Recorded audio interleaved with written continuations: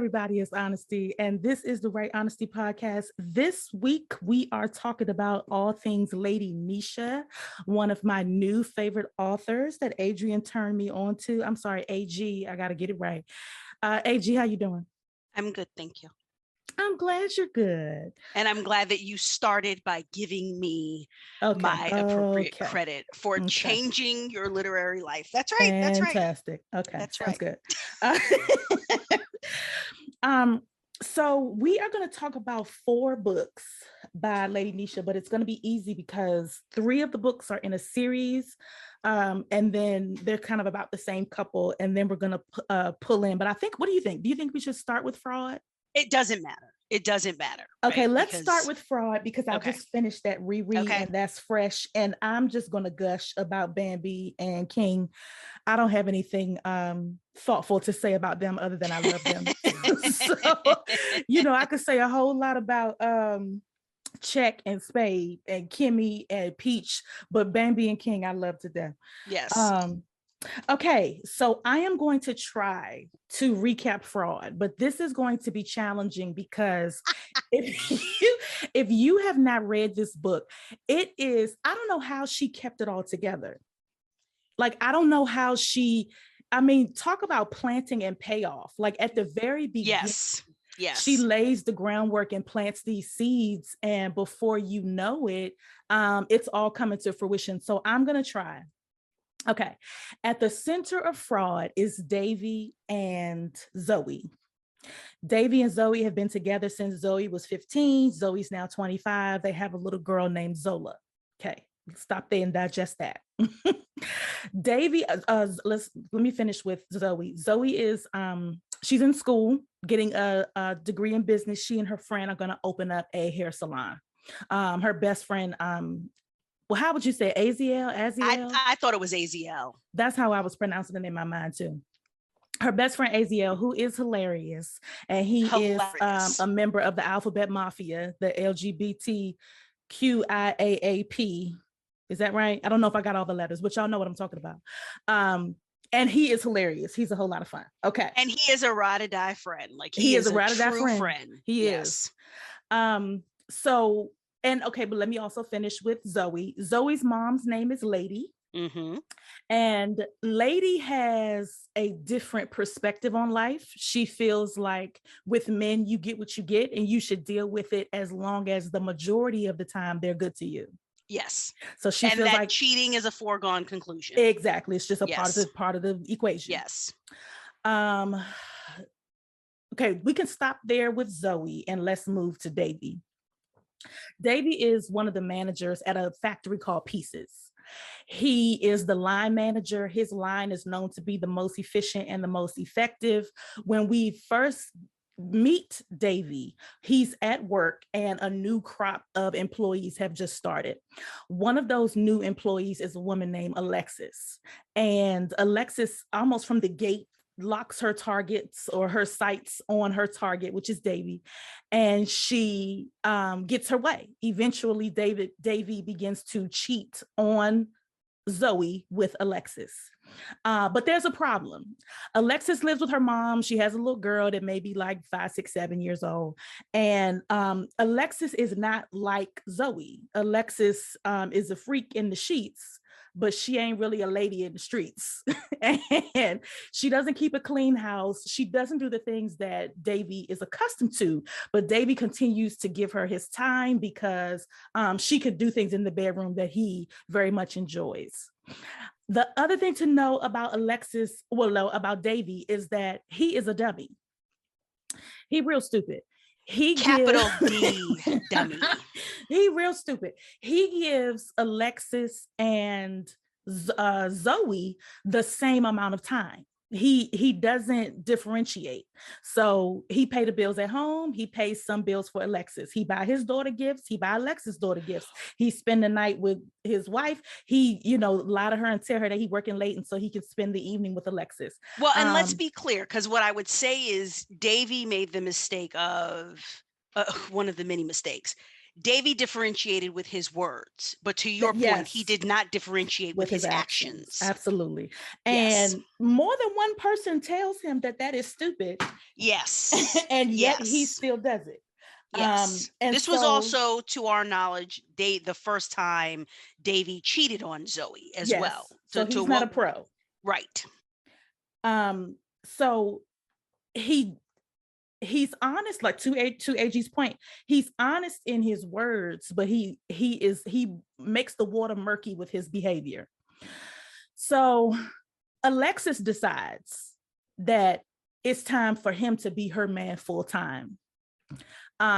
But she is not the one to really set the ball in motion. We find out that later that Davy ends up firing one of Alexis' kind of work friends, and that woman reaches out to Zoe over Facebook and says, "This is what you need to know about your man." Yes. This is doubly devastating because the notification comes after Davy has already proposed.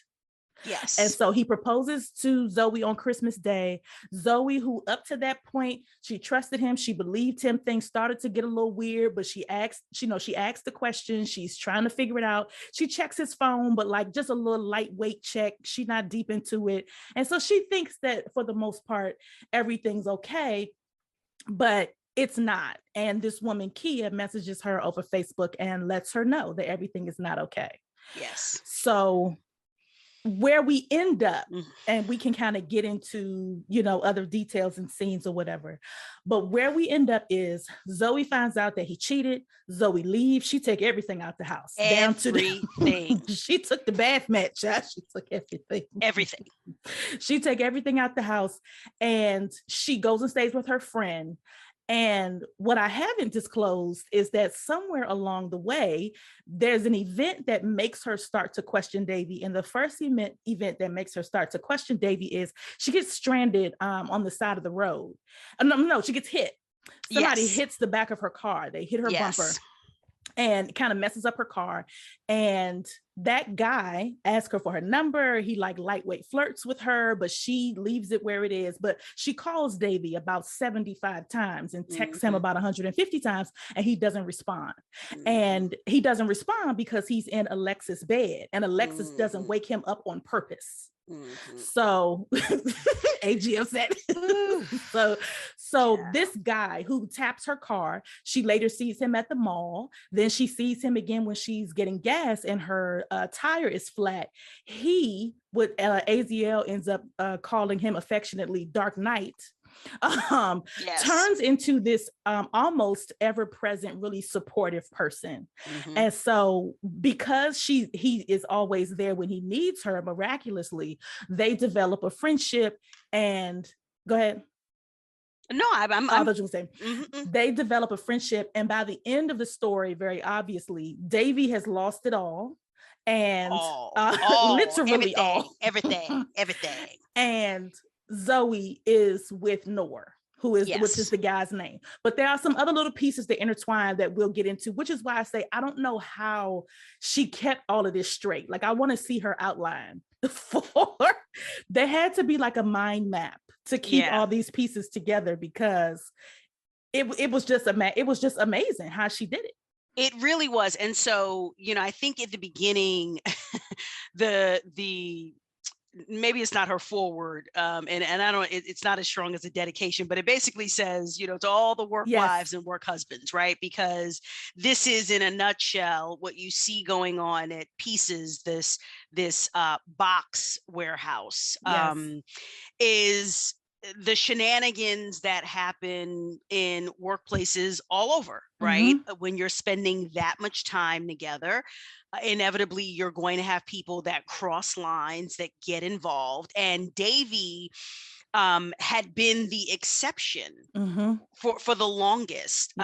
And Kia, the one that blows up his spot, is actually, in the beginning, she kind of reflects on Davy as like, I think still giving her hope in men, because as tough as Davy was as a supervisor, she respected the fact that he did not cheat. When it seemed like literally everybody else is sleeping with somebody at pieces, Right. except Lenny for was Davy. sleeping with Jasmine. Yes, Chaz was sleeping with Alexis. Everybody sleeping with everybody, and it was like both Kia both set things in motion later on, but it's almost Kia arguably unintentionally setting things in motion as well for Alexis, because it's almost like when Kia says, well, Davy doesn't cheat. Davy's a one-woman man. He's, practically married. He's focused on his family. And, that seemed to further incentivize Alexis that Davy was the challenge that she was going to conquer. And she does. She gets exactly what she wants and realizes that be careful what you ask for. But I have affectionately dubbed Nesha as the mistress of messy, because her books, and we're obviously only talking about Fraud and Bambi today, but the hallmark of her books is like messy on steroids, the hilarity, of these characters, just out of order. And so well written, so entertaining. Absolutely.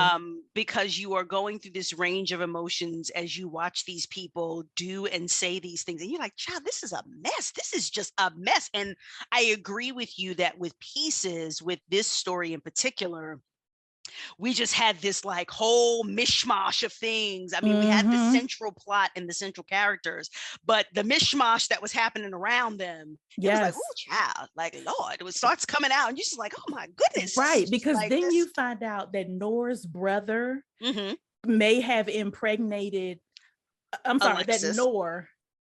Yes. So Nora may have impregnated Alexis' cousin, Nina. His ex-girlfriend. And his brother Chaz may have impregnated Alexis, because Chaz also works at Peaches. And so Pieces is such a small world scenario. Yes. But I also think that it is definitely what you run into when your world is like that sometimes. Like, DC is a very small place. It doesn't, it don't take much for you to run into somebody that or at least somebody that went to high school with someone that and this was definitely that situation. And Nesha sets all of her books in Detroit. That's where she's from, the D. And so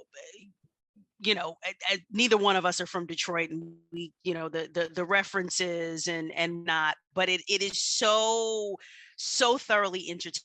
Like I said, even though it's specific to this warehouse and these people, it resonates because, maybe not this level of messy. And yet there are stories that make the news and go viral and whatnot all the because they reach this level of messy. Right.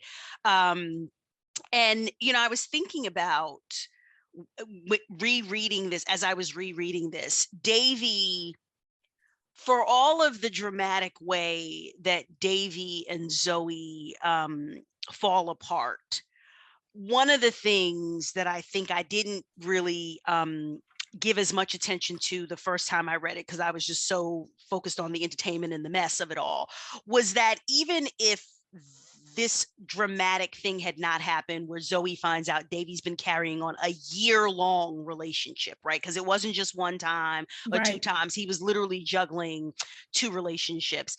Davy was not good for Zoe aside from cheating, right? That, and I think it is Aziel who reflects but doesn't necessarily say all of this to Zoe. He has this internal dialogue with himself where he one of the reasons he does not like Davy is that he felt that Zoe dimmed her light for the sake of being with Davy. Yes. And that Zoe, one of the things that comes out is that Zoe didn't go away to college because Davy begged her to stay.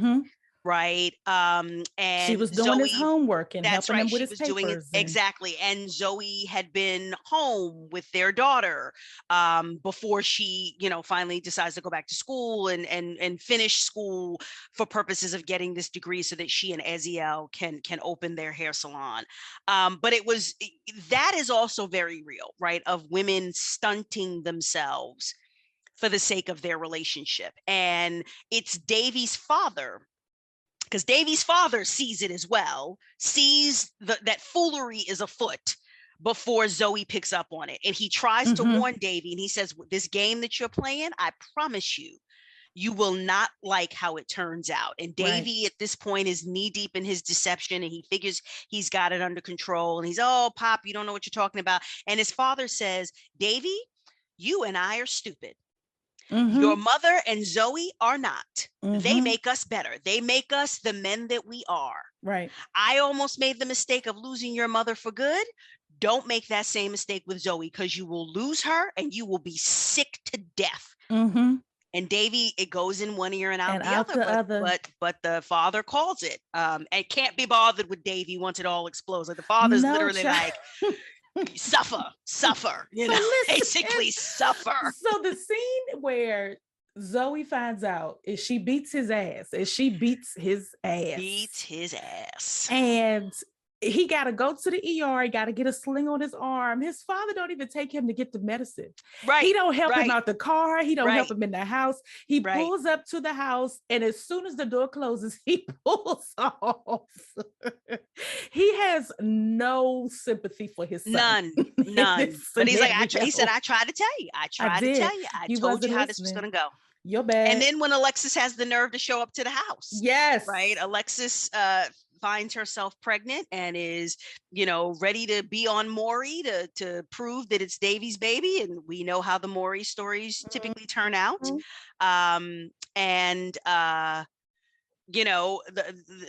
Alexis shows up to Davy's parents' house, and the parents are like, why are you here? Right. Like, if this child is his, we will go through Davy, but we have nothing for you, honey. Nothing for you. So go on, catch your Uber back and find your way back to your part of town or wherever you're from. We want nothing to do with you. Now, did you feel any sympathy for Alexis? None. Oh, none. Not even toward the end? None. See, none. I felt some. None. None. I felt some sympathy for her because she also was stupid and did not seem to have, to me, she didn't know better. But then again, yes, she did, because her friends were telling her. And her mother, her own mother was her like, mother this is not going to go well. It's not going to end well. Yeah. Yeah. So none. I had zero sympathy for her because, she had her agenda but then started. The problem was, right, as we find out, in the end, the baby is not Davy's. Nope. But she was sleeping with not just Chaz, but she also slept with Josh. Another coworker. So, for all of her, I love him. Davy is the one for me. When she got annoyed with him, she, did what she wanted to do. And it's like, okay, well, but sis, okay.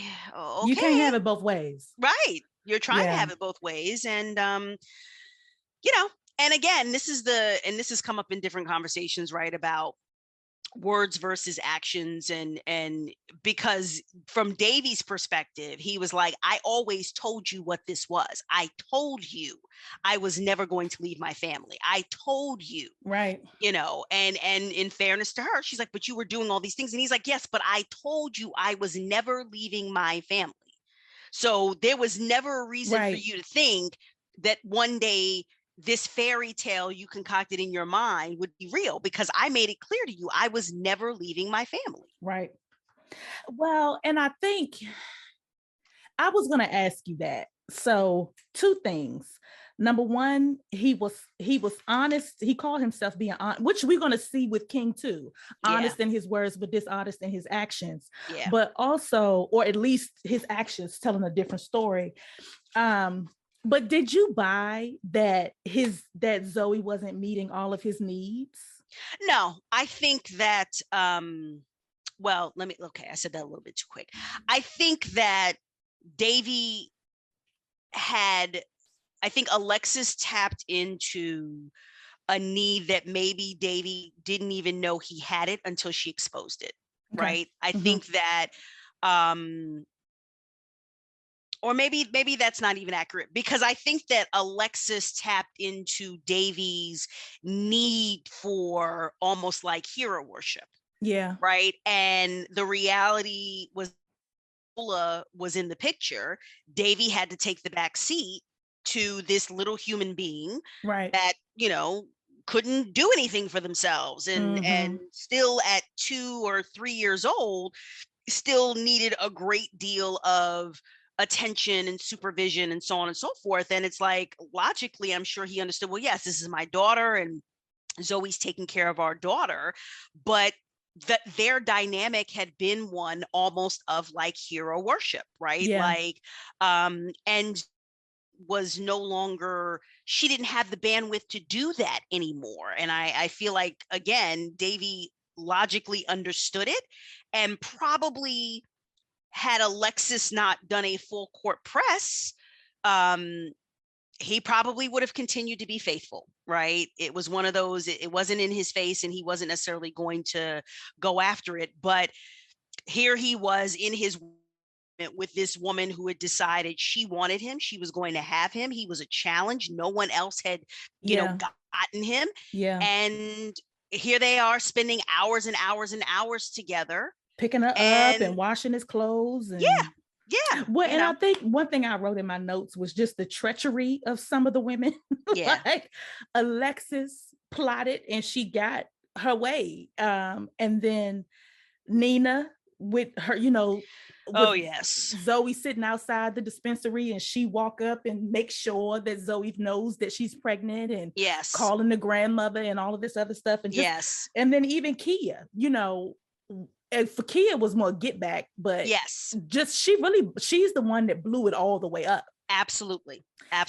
And I think it, to your point of the hero worship, and I think it comes up during the scene where they the New Year's boat thing for work, where Zoe kind of sits back and she's like, damn, he really is like the life of the party. And it's like we're back in high school, that he really thought to some degree he was untouchable. Yes. And I think he makes comments like that to Josh, who was laughing the whole way because he knew he had been with Alexis. And then, child, so Alexis had been sleeping on a futon. Davy buys her a bed only for her to sleep in said bed with other men. Well, because and Davy replaces the bed for her because she and Chaz break the futon. Yes.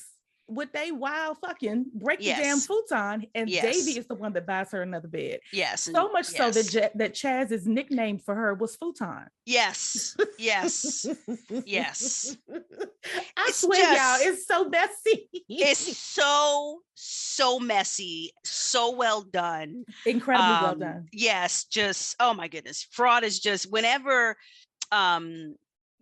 people are like, oh, I've heard things about Lady Nesha. Where should I start? I'm like, start with fraud, child. Start with fraud, because it's fraud just the messiness, and just take it from there, child. Because once you get sucked in with fraud, and you're like, my God, it's so messy, and I love it. And then you just go into the rest of the catalog, right? And she writes it in a way that you're never confused. You always remember who everybody is. Correct. And like, those threads, when she plants the seed, you stick with it the whole time. You know exactly where she is at every point. And that's why I messaged you a while ago and I said she reminds me of Joan. I can see that. Because even their sentence structure, like very short, precise sentences. Mm-hmm. The scenes get you straight to the point, but they are well-rounded. Mm-hmm. So it's not, you don't get a bare bones anything. It's all developed, but they're, I don't want to say their styles are similar, but they remind me of each other, like just in their way of developing and bringing things together. But needless to say, the Black and the 22 would be shaking their heads in shame. They absolutely would. They're like, we escaped, folks, to Canada for freedom, for this, for y'all to act like this. Absolutely this not. nonsense? Is this what freedom Actually, looks like? right. Actually, I don't know because of Camille. So Black need to be quiet. Well, But it okay. was a different situation. Exactly. Different Exactly. situation. Exactly. So I'm trying to think, is there anything else I want to say about fraud? I So one thing that did, first of all, I love Noor. You know, Yes. Nesha know how to write a man with some swag. So I'm always here Yes. for it. In every book, the hero has the right amount of swag. Yes. So I enjoyed Noor. I also, my heart broke a little bit, not in the sense that I felt he didn't deserve it, but in the sense that it was just a really sad scene when she graduates. Yes. That is a sad scene. It is a sad Yeah. scene. Yeah. So Zoe finally graduates, and at the graduation, it's her and Aziel, and her mom is there because Nora almost makes her invite her mom. Davy's parents are there. You know, everybody's there, and Davy comes, and he has to watch her walk off with their daughter and her new man, Yes. Yes. just looking like a whole dummy. Yes. I don't know how he didn't see that coming. It just, it was one of those, what I think, with Davy is it just spiraled so wildly out of control. Yeah, yeah. So wildly out of control. And I agree with you that I had a little sympathy for him in that moment, because I was like, ooh, that's got to be tough, right? Because to your point, Yes. even his own parents were there Mhm. celebrating Zoe's accomplishment, and he was the odd person out. Absolutely. He was the odd person out. He was about as welcome as her mother. Yeah. And it's and even him saying, well, the baby's not mine, so can we get back together? Can I get another chance? And Zoe was like, are you insane? You're on drugs. Yeah, he just really thought that, well, I've eliminated that problem, has been eliminated, and so can we, and poor Zoe, because I was glad that we were able to see, it's like as dramatic and as heart-wrenching as the explosion of things, and Zoe finding out and being absolutely distraught, devastated, inconsolable. She beats on Davy, and she's just kind of, and rethinking. And it wasn't just the betrayal, right? But it was, again, because this is when we're hearing, I didn't go away to college for you, and I did this for you, and I didn't do that for you. And it goes back to that, the dimming of the light, or minimizing oneself for the sake of love, for the sake of a relationship, and finding out that loyalty was simply not reciprocated the way that you thought it would have been, the way it should have been, and so her trying to deal with that as well, right? Because it's the explosion of finding out that he had cheated and had been cheating for a year. Then there's the secondary explosion a couple of weeks later, that she's pregnant, when she finds out that she's pregnant, and she's like, oh my God, it just, and so for poor Zoe, it got pretty dark for her before it got better. And so we, as the reader, are, that graduation is a huge triumph for her, right? Because classes started slipping, and she was in the last semester, the last year when all of this happens. And seeing her kind of pull through was and come out on top, right? Not just in love, because it's like, okay, yes, we wanted her broken heart to be healed, but I felt more importantly, as a woman, as a woman who's going to stand on her own 2 feet and start this business. She's got her degree. That to me was more important, because that was what had been sacrificed, right? That was what had been sacrificed for the sake of love the first go round, when she was a teenager and really just didn't know any better. And again, I'm sorry, go ahead. No, I was just going to say that I think that's a story that we see play out all the time. All the time. And it shows that even though she was younger than him, she was definitely the more mature one in the scenario. Absolutely. He didn't know how to pay his damn rent. No. By the end of the story, there's an eviction notice on the damn door. Like, because he has, and so it really is an example of when a young girl dates a guy and she has stars in her eyes. Yep. And she loves him. And as Yep. she grows up, she doesn't even realize that he's not growing up at the same time or Exactly. at the same rate, Yep. almost until it's too late. And Yep. sometimes people can work through that, and sometimes they can't. But I Yeah. think had he never cheated on her, they would have been just fine. Agreed. And that's why I say that, you know, kind of going back to that point I made earlier, that he was ultimately not good for her. Exactly. Right? Because she had shrunk herself to fit, to be, and listen, in that respect, it's not like Davy was an ogre, right? From what we can tell, although the cheating, you know, she kind of skips, so we see the cheating pretty quickly. But up to that point, it seemed like Davy was a great partner, great father, great boyfriend, right? But Zoe had still, you know, not maximized her potential in the name of being with him. And so, you know, there's that, there's a line from Women of Brewster Place, right? And I'm blanking on one of the characters who had kind of been in and out of bad relationships, and she goes away and she finally comes back and she's with someone new. And one of the older ladies asks, you know, is he good to you? And the character says, he's good to me and he's good for me. Right. And so Davy was good to Zoe pre-cheating, but whether Davy was good for her is debatable. Because yes, before she finds out about the cheating, yes, her and Aziel are moving towards opening the salon and so on and so forth. But to me, I could have seen that becoming an issue, right? Yeah. Well, the salon is taking you away from our family and so on and so forth. And so, but I agree with you, but for the cheating, Zoe would have stayed, right? Zoe would have stayed right there. And with Noor, Zoe did not have to compromise any part of herself. Right. But I think that was also a lesson Zoe had to learn the hard way. Right. Because Zoe was, when she meets Noor, she's headed towards, and the heartbreak happens. And she learns that lesson the hard way about the danger of compromising yourself for the sake of love. And so, you know, where we're left with Zoe and Noor, the hope is that Zoe is more of a whole person than she was with Davy, right? Even in the good times. Well, and she meets Noor at her worst, and yes, they're still able to, because he is not a terrible person.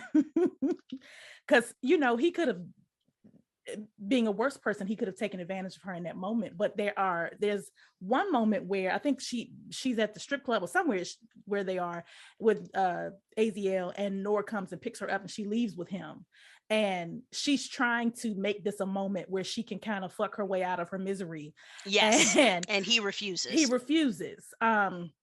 And I know that that's a common tool that's used to show the good guys from the bad guys, like which men have restraint. But I think it definitely bolstered his character. Yes. For us to have a sense of like, who is he for real? Yes. And because at first I was like, who was this creepy nigga at the yes. You know what I'm saying? Yes. I was like, why you always where I am? Yes. You know, and because we see in Here We Go Again that you can meet somebody that is super creepy. This is Tristan and Tristan and Shay coming back together. And the guy whose name I can't remember right now. Tony.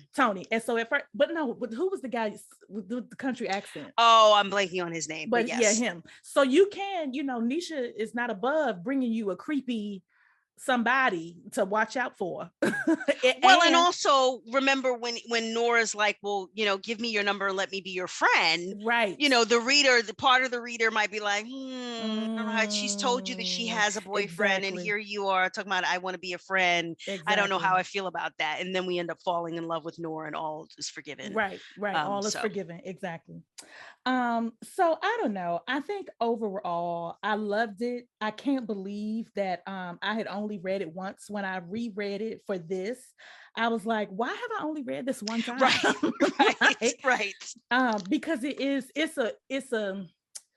it's a clinic on how to write an intertwining story.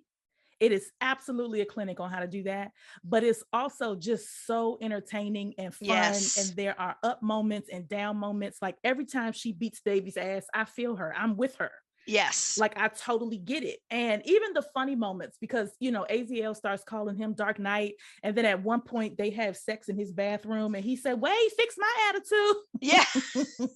Yes. Yes. Like, AZL. Somebody said, one of the ladies from Hopeful Heartbreakers, they had just gotten into Bambi like a couple of weeks ago, and Rahel just kind of randomly posted, she's like, everybody needs a friend like AZL. absolutely. And I was like, yes, everybody does. But Bambi, Nesha writes very good friends. Yes, she does. Very yes. good friends. Yes. The friends are ride or die. There's at least one. Yes. So I enjoyed it. I think everybody should read it. I think it's a great way to get into her catalog. And listen, even with everything that we've told you, we have really spoiled nothing, because you don't know the book until you've read the book. Agreed. And it doesn't take away from the entertainment at all. Not at all. Like you're still going to dive in and be like, now wait a minute, who and what? And then there's some things that we haven't said, but in general, it is a phenomenal story. Yes, agreed. All right, let's switch to Bambi, child. My babies. Do you want to recap Bambi? Or it's up to you. Well, listen, I was just thinking that you do such a good job of summarizing these books, but I will take a stab at the Bambi trilogy. The Bambi trilogy centers around Bambi and King Carter. And King and his brother from another mother, Tristan, are two incredibly good-looking, charismatic, business savvy, but savage when it comes to women, 24-year-old men in Detroit. And they were both raised in a house run by of ill repute. Two pimps, like literal pimps, not pimp but true pimps. King's grandfather, Spade, is a pimp, and there were up to 5 hoes. By the time we meet them, they're down to 3. And Spade has a twin brother, Check. Check is a less successful pimp than Spade, but a pimp nonetheless. And the hoes, all his hoes ran away from him. Yes, the key hoes are Sadie, who is Spade's bottom bitch. Kimmy, who ends up marrying Check. Much to my surprise. Yes, and Peach, who is Tristan's mother. Yes.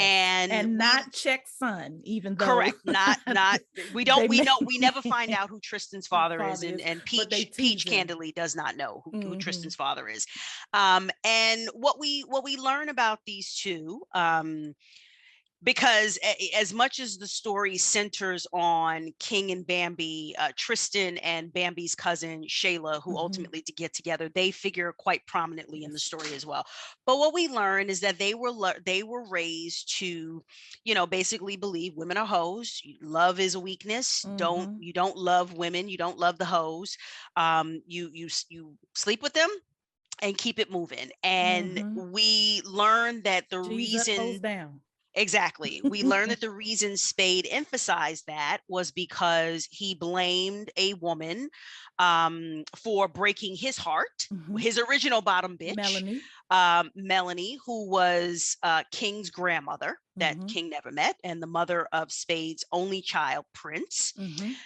Prince was murdered by the ex-boyfriend of King's mother, Leah, but she now goes by Lena. And there ends up being a tie to Bambi. It's all just and so Spade blames women for ruining lives, including literally being the reason why his son was murdered. Although we find out it was a lot more complicated than that. And there was accountability on Spade's part for that as well. So when we meet, and meanwhile we have Bambi. Bambi is also 24. She's recently out of a long-term relationship with her first love, Jace, Yeah. who had cheated repeatedly, and this time he gave her an STD and he got another woman pregnant. So just heartbreak on top of heartbreak. And Bambi moves out of their apartment. She moves back in with her parents. She has a younger brother, Henry, who goes by Henry Jr., who goes by Henny, who's hilarious. Yes. Old rotten crotch himself. Yes. And he Bambi stayed with an STD. He stays with an STD. He actually has a book coming that we cannot wait to dive into. Emotionally Scarred. Yes, that's going to be dropping soon, and we're looking forward to that. And so Bambi comes from certainly a more traditional environment than King does. And when these two intersect, King is actually with another woman. King is checking into a hotel, the hotel where Bambi happens to work. And when he sees her, he's like, hey, because King's philosophy, he very much adopted from his grandfather, but King is also very honest to a fault. And so any woman dealing with King, he loves to tell them, I have nothing for you but a hard dick. Literally. Yeah, he means that. And he means that. Unlike literally. Davy. Unlike who? Unlike Davy. Yes. And so when King is checking into this hotel with this other woman, he sees nothing wrong with flirting with Bambi in front of Hannah, who ends up being a problem. Because he's like, he's like, you're not my girl. You know what this is. And King and Bambi's first interaction is there's some verbal sparring there, and from the beginning, right, you can see that King is attracted to the fact that Bambi is not falling all over herself, over him. Right. He likes the challenge of it. And Bambi, while she definitely recognizes that King is absolutely fine as fuck, she's just like, okay, I don't need none of that. Okay. And so that initial interaction goes nowhere, even though she's like, God, he's beautiful, but what a dick, Right. And I don't need, I'm just coming out of foolery. I'm certainly not entertaining it. But then they keep running into each other. Again, it's a similar thread. And finally, she is eventually gets tired of fighting this attraction. But what's so interesting is that because we get to be in her head, we know that Bambi is like, this would not be good. Right. This would not be good. And I need to stay away. And yet, not just my body, because she was so physically attracted to him, but she liked King. Yeah. Right. Well, and they become friends first, which disarms her. They do, even though King, that wasn't his intention. Exactly. And he doesn't even know what that means. Right. So it is just a great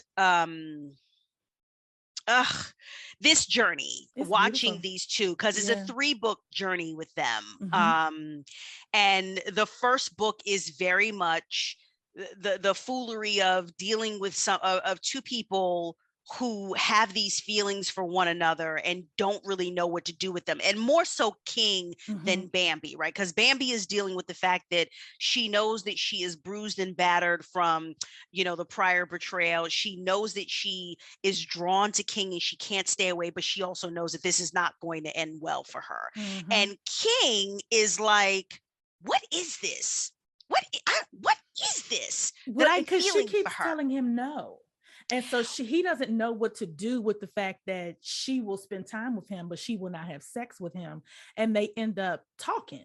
But even after they have sex, right? It bothers him that he can't get a handle on what he feels for her. Because I agree with you, in the beginning, it's the challenge. And you know what? Going back to it, I think Tristan says it in book 3. He said, even once King had you, he still had to chase you. Right. So it wasn't just he chased her and he caught her while they were together. Right. There was I think Tristan was basically conveying he felt like, and he knew that he had to step it up and keep it stepped up. Right. He couldn't just rest on his laurels, even though King slips up and stumbles and falls. And it's just like, brother, what are you doing? I want to slap you. My feelings was so hurt when he acted up because I was rooting for them from the very Yeah. beginning. From the Yeah. moment that he stood on that coffee table with Thug Life in marker on his Oh God. 9-year-old abdomen, I was like, what is she writing?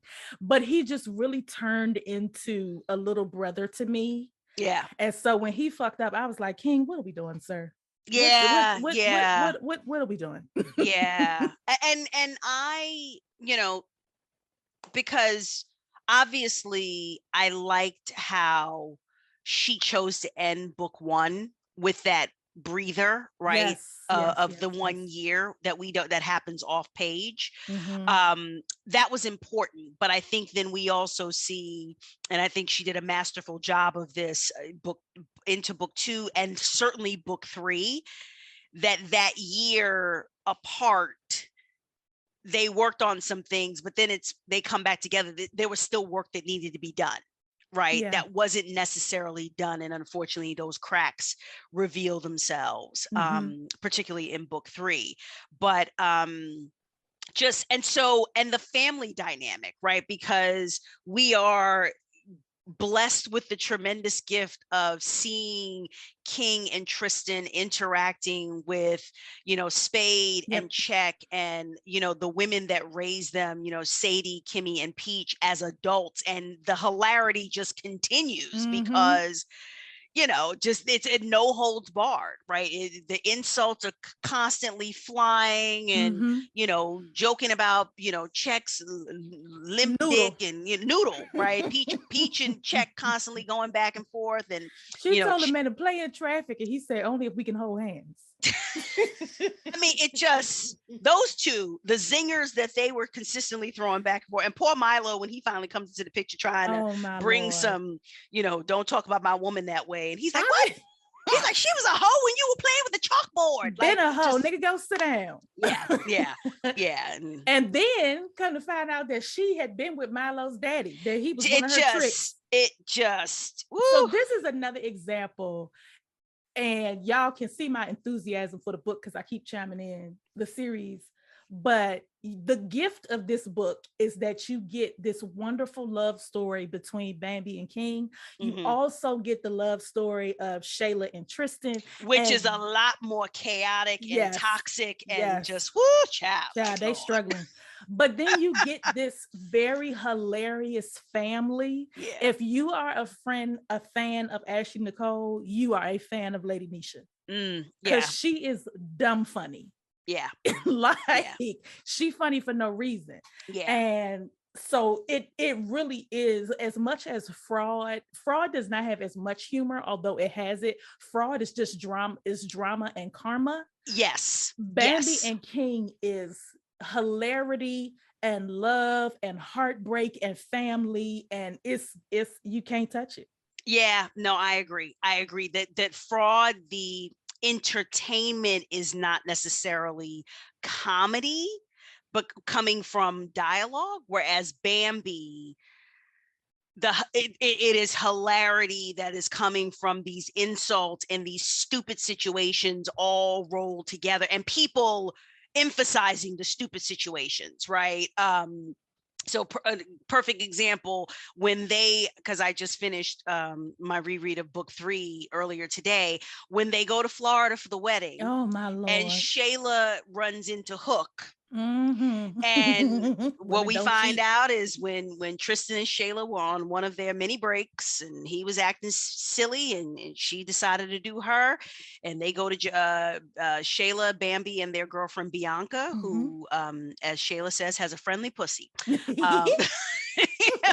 They go to Jamaica, and some shenanigans ensue, and these ladies are figuring they will never see these men again, and both Bambi and Shayla run into their respective Jamaican experiences in Florida. Yes, different trips, but you've got already the awkwardness of Shayla's running into this guy, and he picks her up and he swings her around, which everybody's like, okay, he's not doing that unless he's super familiar with her, number one. And here is Check, having no adding poof, to it.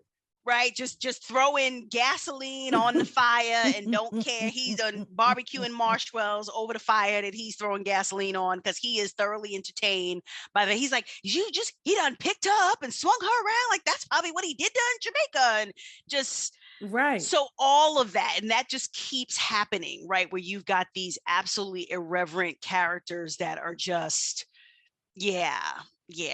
And I have to give Nesha credit for this one,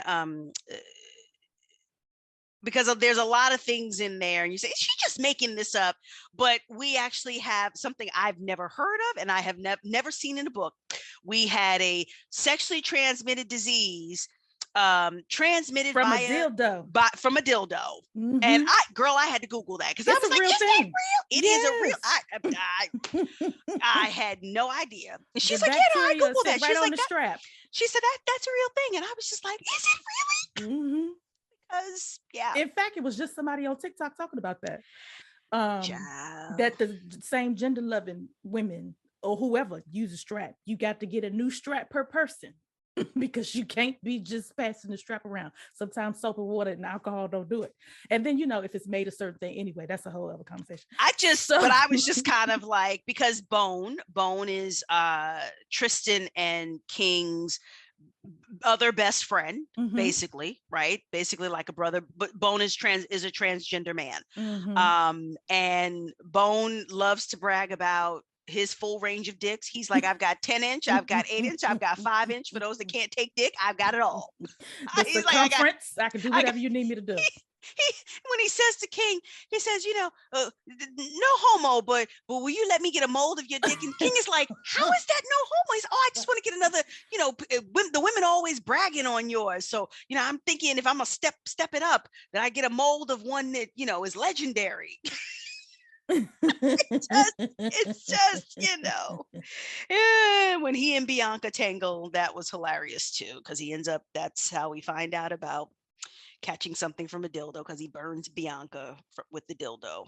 Yes, but it's just so, oh boy. And to your point, we've got this sweet story, this romance blossoming between King and Bambi, and alongside it we have this, what's happening between Shayla and Tristan, which is also a love story. It's just a lot bumpier and a lot more dramatic, which is saying something, because dramatic things happen in the context of King and Bambi's romance.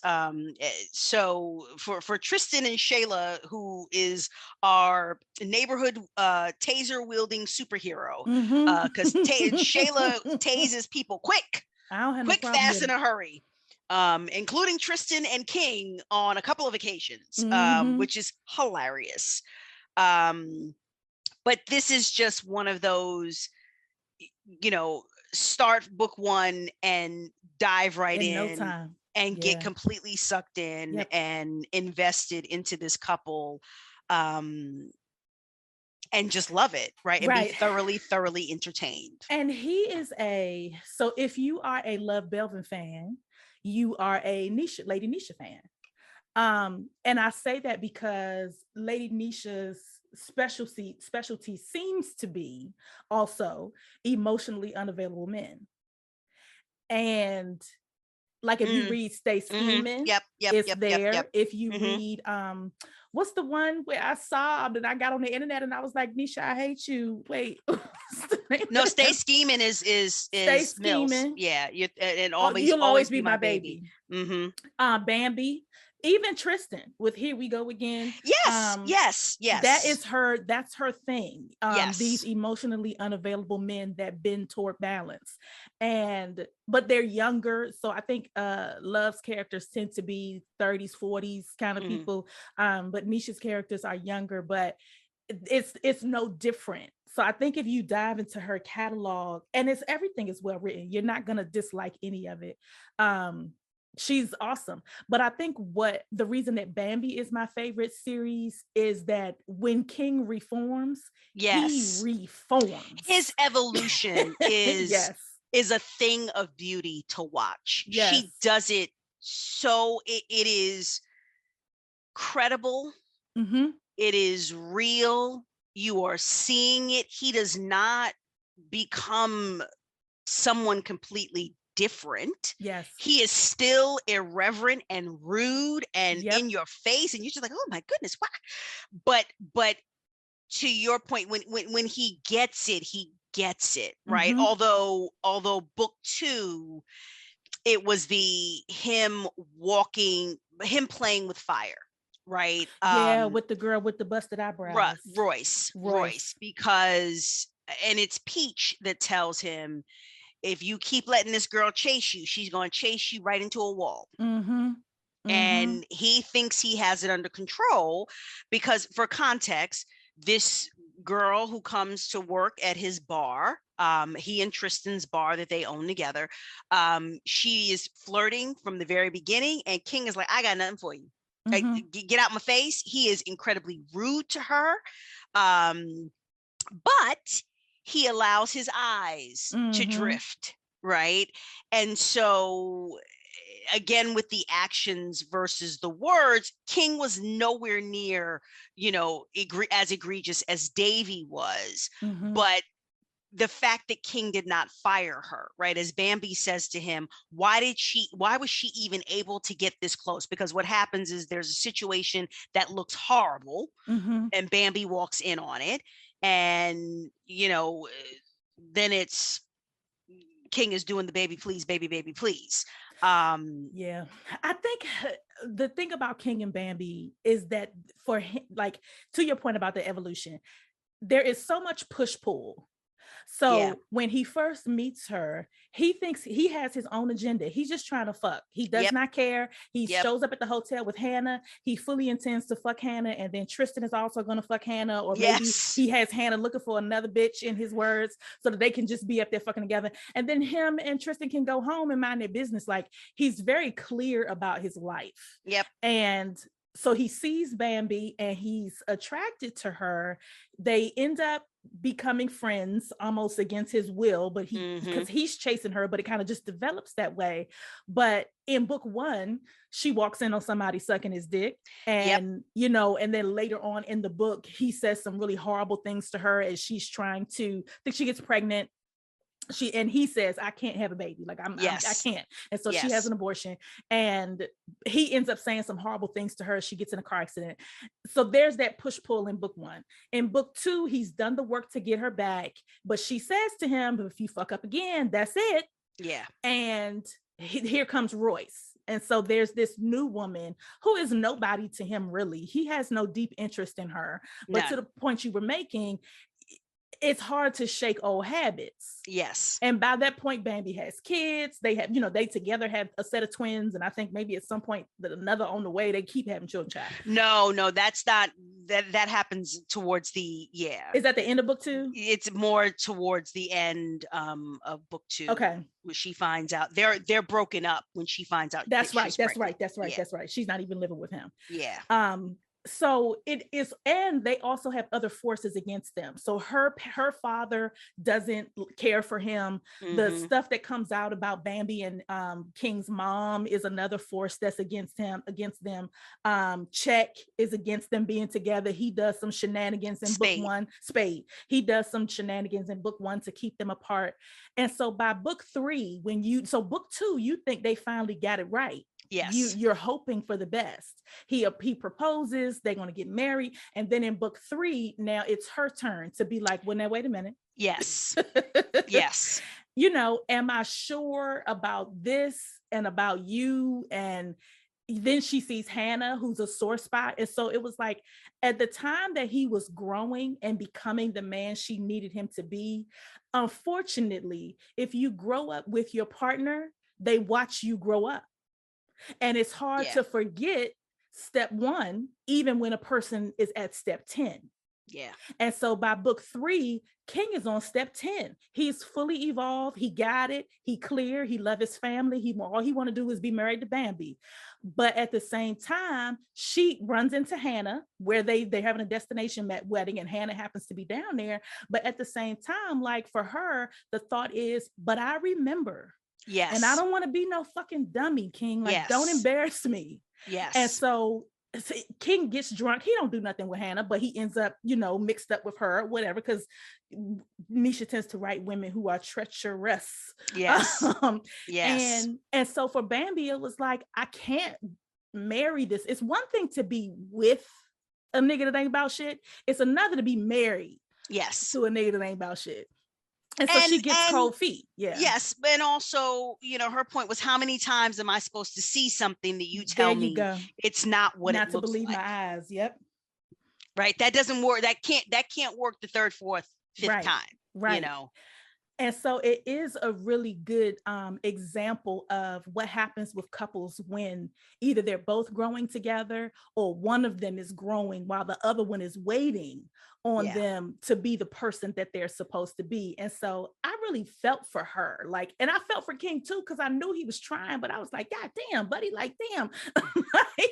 I was just kind of like, why didn't Tristan kick Hannah out? Hannah should not, no. Because Tristan is a dummy too. Well, Tristan is a big old dummy. He is the biggest dummy. Because he ends up having similar problems with Shayla, not necessarily with the cheating, but he, yes, he does do that, but also take Shayla for granted. Because which book is it? Book 2, where he goes to use the bathroom and the condom is still on? Yes. Child, let me tell you something. Yes. I don't know where she thought. I would have never thought of that.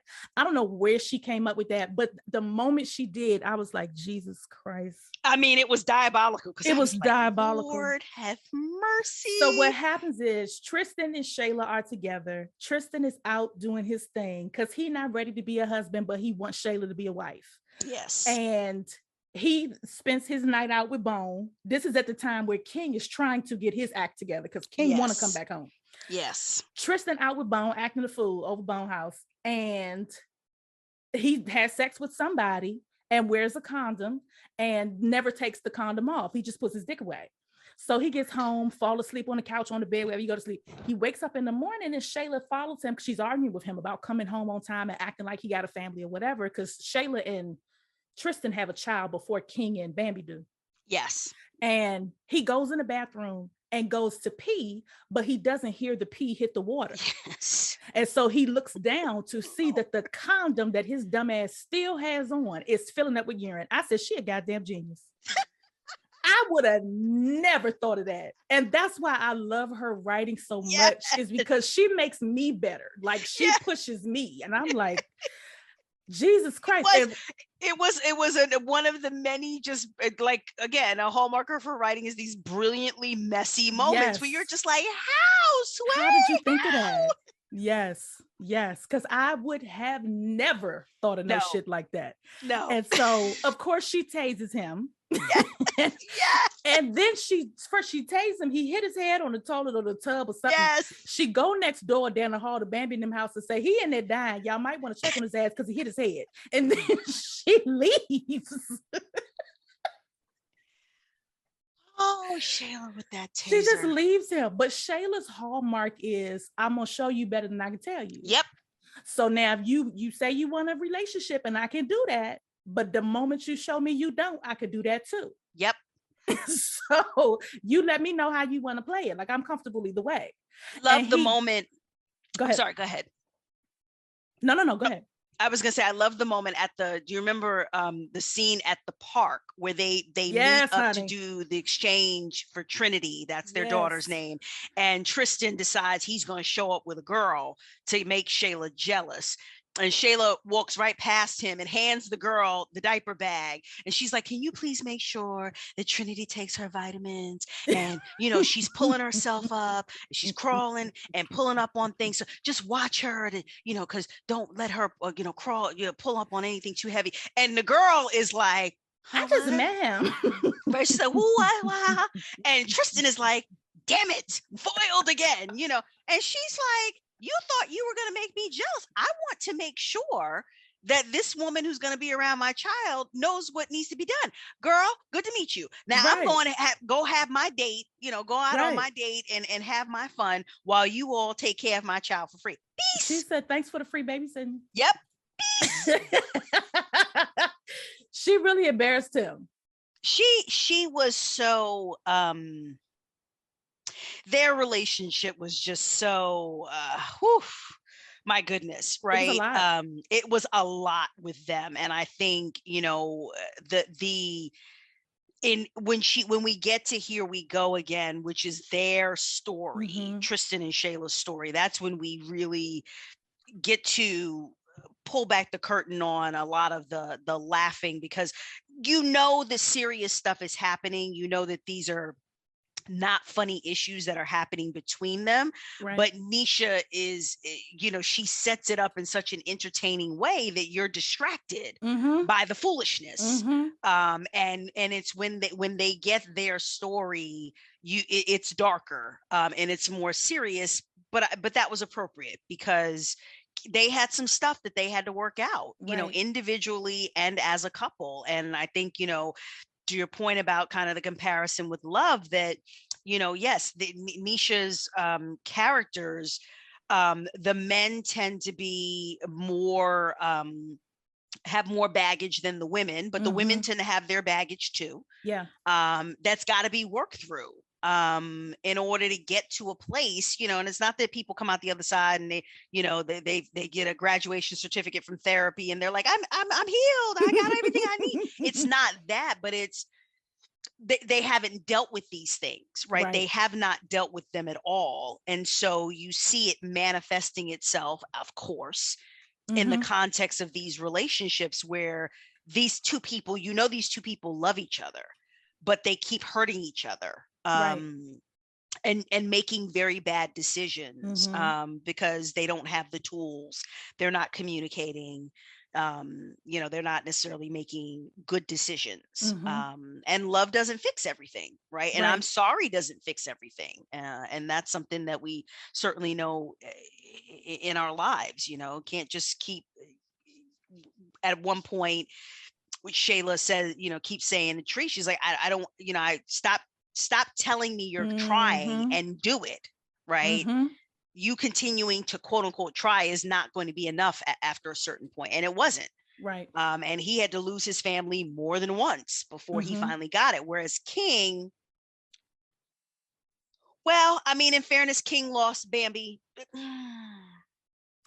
It was because they weren't in a relationship the first time. Book one, they were not they were in that undefined place, which is so dangerous. It's super duper dangerous. Book two, he lost her, right? And they were in the relationship, and he did not check Royce. He should have just fired her, and he knew it. But his ego was enjoying the attention. He admits that his ego was enjoying the attention, and Bambi leaves him, and he has to beg his way back. And then of course book three, as you said, it's Bambi coming to terms with the fact that she has not fully worked through everything that's happened between them. Right. And I can't blame her. Yeah. And I think but the way she handled things, I do blame her, right? Now, okay, because I was just about to say that, so go ahead. Because it was so, it's like they get down there to Florida, it's their wedding weekend, and her anxiety is building and building and building, right? The cold feet are getting colder and colder and colder. She's getting more and more anxious. And then we have this unfortunate situation at the bachelor party, where again, King, in fairness to him, he wasn't doing anything, although, he at that point had gotten high and he was, completely drunk and passed out. And so it's like, when you put yourself in that kind of situation, unfortunately, things can happen because you don't have complete control of yourself. But he's figuring, it's my bachelor party, I'm with family, no one's going to let anything happen to me. I wondered why he got that drunken high. Yeah, I agree. I didn't quite understand that either. I was like, bruh, I mean, really? You are dumb. Yeah, it was like, huh, really? And when he saw Hannah, it should have just been like, get her out of here. Like, she needs to be kicked out. Like, immediately. I'm locking this door. And kick who her was out. The designated driver, adult, right? something. Like, who was the designated King babysitter? But Bambi's reaction is so, I mean, she, it was over leaves. She takes the kids. She takes his money, his ID. I mean, that was just so over the top. I was just like, okay, girl, like, Whew. And Nesha has, Bambi reflecting on how messy she handled it, how, badly she handled it. Mm-hmm. And, book 3 is us watching them figure that out, right? Because now King is kind of like, he gets to, almost like the moral high ground as the wounded party because of the Right. way she chose to handle it. Mm-hmm. And he's like, you just used that as an excuse, but you were having these thoughts before that happened. You were looking for a reason to bail on me. Yeah. Which was true, and I don't know if she thought of it in that way, but it was true that she was having those thoughts. Yeah. But I also think she could not have shared that with him. He would not have heard it. I don't think if she said, King, I'm having cold feet, he would have been like, fuck your feet. We get married. You know what I'm saying? Like, he would not have been like, okay, babe, what's going on? Like, da da da da. Agree with you. I think also, and Shayla is the one that points this out, because she kind of wonders out loud, was Bambi also experiencing postpartum depression? Because there were some other things that Bambi was doing. He mentions that too. Yep. Right. That it was like, I mean, at this point, the twins are like 6-7 months old, having not that much distance from that experience. You are half crazy, exhausted, right? Hoping that they're sleeping through the night at that point. I could not imagine having 2 of them at that age. It's a lot. And just because they were mid-20s, so a lot more energetic, doesn't change the fact that the body goes through a lot after carrying 2 children, you know. And so that's kind of why, going back to the year that they spent apart, she says that she spent that time kind of, loving herself and getting to know herself fine. But it was like, when they came back together, they hadn't necessarily worked through all of those things. Right. Completely. I think from King's perspective, it was, I am focused on you and my businesses, and my actions and my words are going to be completely aligned. But they'd had the Royce situation. Yeah. Right. So I was like, bruh, it's not as if there had been nothing, no reason, nothing, no hiccups for, to kind of further feed the insecurity. There had been hiccups that fed the insecurity. Well, and I think that's an important point. Like, I remember when we were talking about the Connecticut Kings, and you were saying that Rut is not a book bae for you. He was like a little brother. That is how I felt about, or feel about, King and Tristan. I don't. Agreed. They like kids. Yes. I think that is part of what made the low moments so difficult, because any grown person with a modicum of life experience could see these trains coming. Yes. A mile away. It's like, yes. Y'all are you doing this on purpose?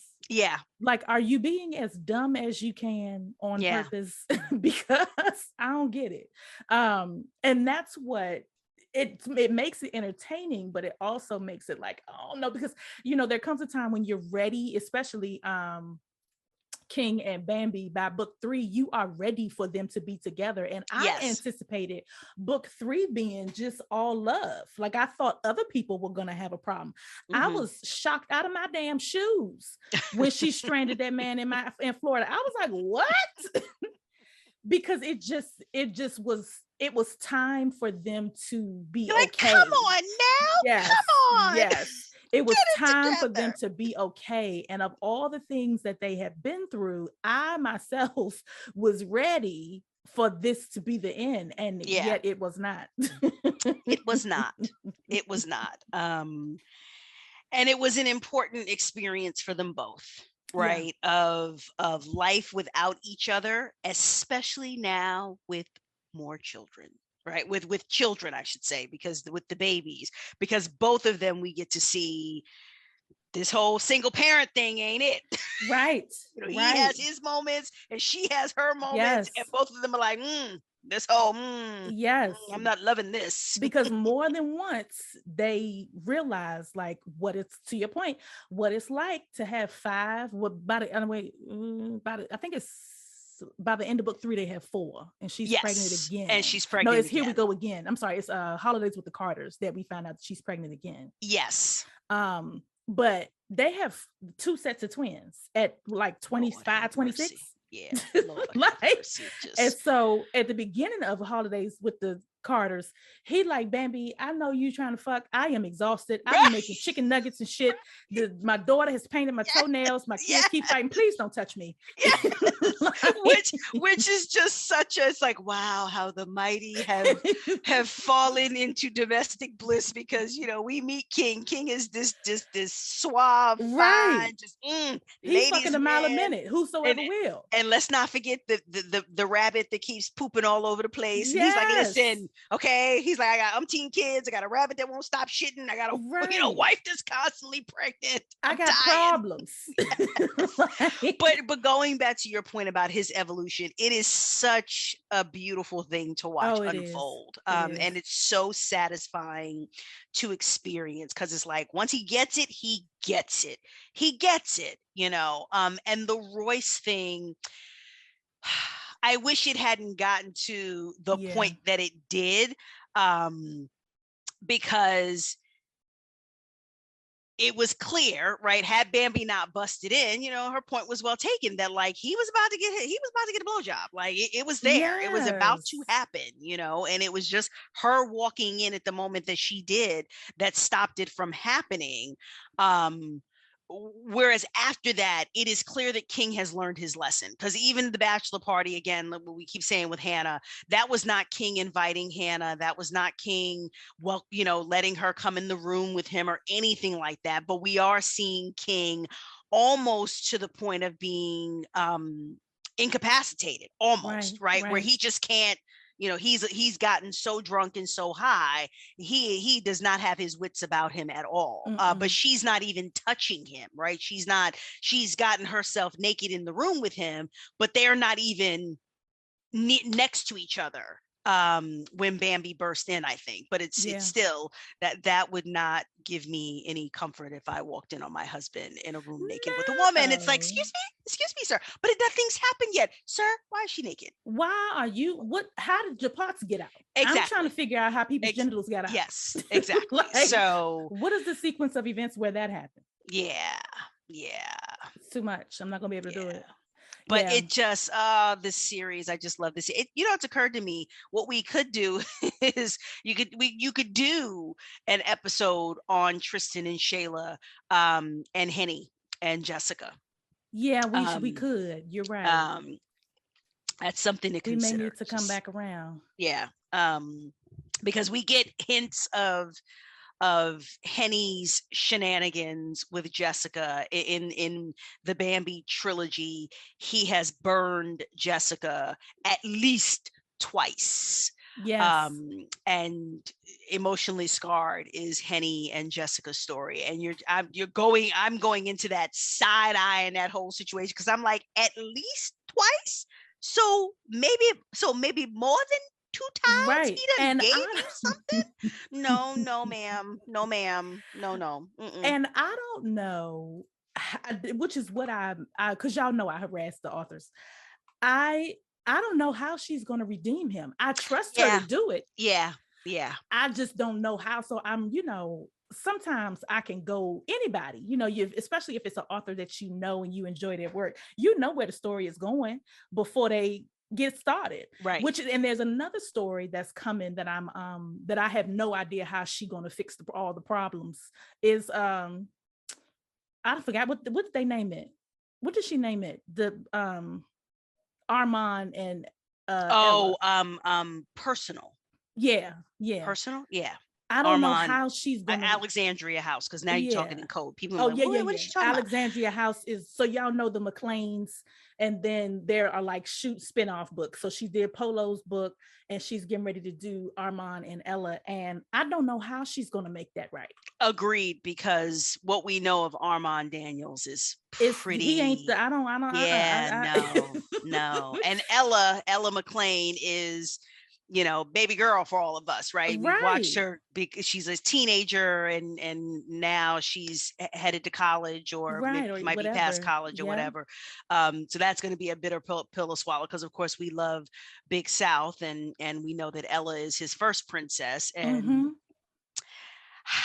yeah, that's going to be interesting. But if anyone can do it, because I, having just finished Temper Me a couple of weeks ago, I didn't think she could redeem the character Brooklyn, but she did, because when we meet Brooklyn is not likable at all, and then she does some things where you enjoy her having to lay in the bed that she's made, and Okay. then it gets worse, So and you're I have like, to get in, because oh, Brooklyn is a Romy U character, yes, and I haven't yes, done any Romy U stuff, and I yeah, need to do it.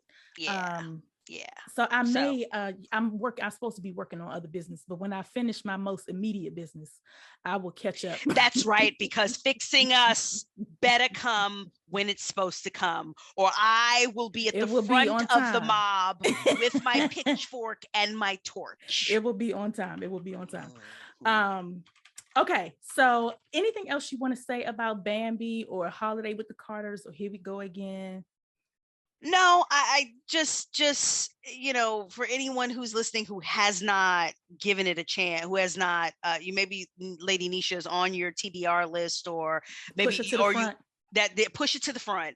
And if you haven't heard heard of her before, now you've heard of her, Stop what you're doing. absolutely dive in, because you will be entertained. You Yes. may have different feelings about these characters than we do, but I promise you will be entertained. Yes. That is a guarantee Guarantee. about these books, that you will be entertained. And is she, I remember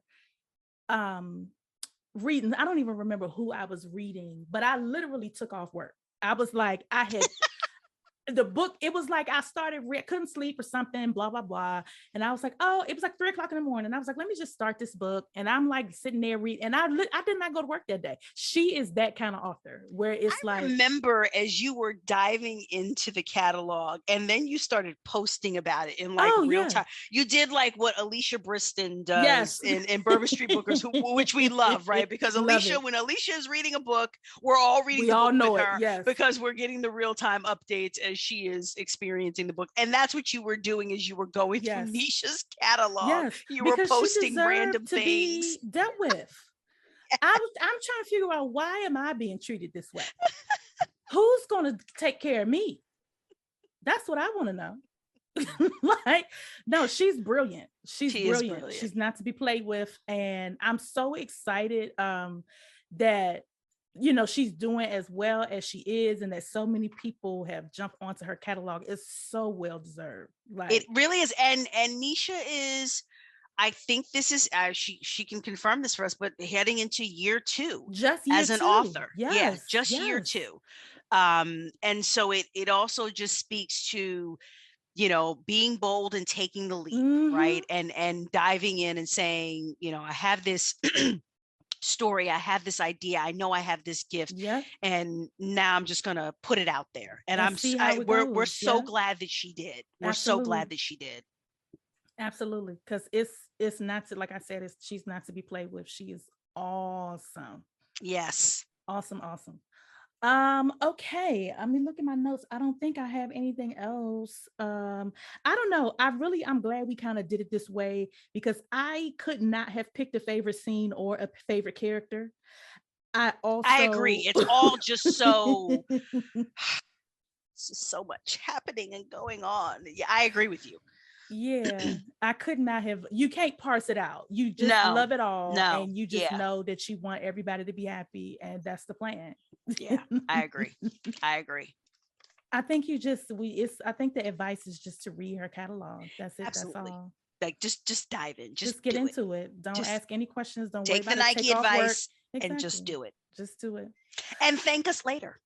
Right. Because like I said in the beginning, I had not even heard of Lady Nesha, and I'm not an urban reader. I probably would have never read her work. Honestly, I Yeah. probably never would have. And then, but if not for AG being like, girl, get into it.